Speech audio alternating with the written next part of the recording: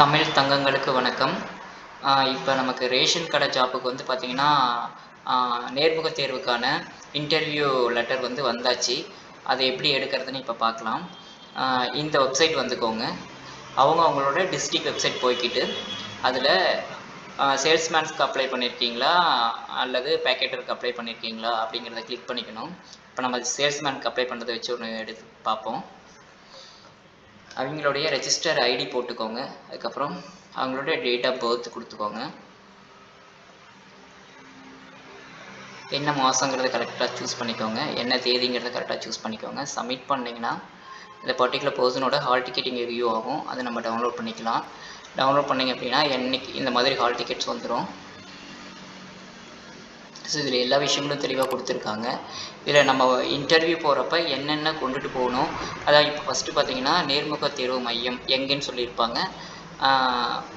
Interview number என்னென்னு கொடுத்துருப்பாங்க. அதுக்கப்புறம் இன்டர்வியூ டேட் என்றைக்குன்னு கொடுத்துருப்பாங்க. நம்ம காலையில் போகணுமா, நம்மளோட டைமிங் எப்போங்கிறதையும் தெளிவாக ஹால் டிக்கெட்டில் சொல்லியிருப்பாங்க. அதுக்கப்புறம் பார்த்திங்கன்னா என்னென்ன கொண்டுட்டு போகணுன்னு பார்த்திங்கன்னா பிறப்பு சான்றிதழ், பிறந்த தேதிக்காக வேண்டி எஸ்எஸ்எல்சி மார்க் ஷீட்டு, அந்த மாதிரி நம்ம எஸ்எஸ்எல்சி வச்சு அப்ளை பண்ணிக்கணும். எஸ்எஸ்எல்சி கொண்டு போகணும். அப்படி இல்லாட்டி higher secondary mark sheet 12th mark sheet வச்சுருக்கோன்னா அது கொண்டுட்டு போகணும்.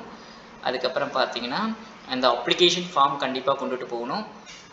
அதுக்கப்புறம் ஜாதி சான்றிதழ், இராணுவ வீரராக இருந்தால் முன்னுரிமை சான்றிதழ்லாம் எடுத்துகிட்டு போகணும். மாற்றுத்திறனாளிகளாக இருக்கிறீங்க அப்படின்னா கண்டிப்பாக அவங்க டிசேபிலிட்டி கார்டு கண்டிப்பாக கொண்டு போகணும். அதுக்கப்புறம் விடோ இதில் நீங்கள் அப்ளிகேஷன் கொடுத்துருக்கீங்க அப்படின்னா ஆதரவற்ற விதவைக்கான சர்டிஃபிகேட் கண்டிப்பாக கொண்டு போகணும். அது மட்டும் இல்லாமல் பாஸ்போர்ட் சைஸ் ஃபோட்டோ 2 எடுத்துகிட்டு போகணும்.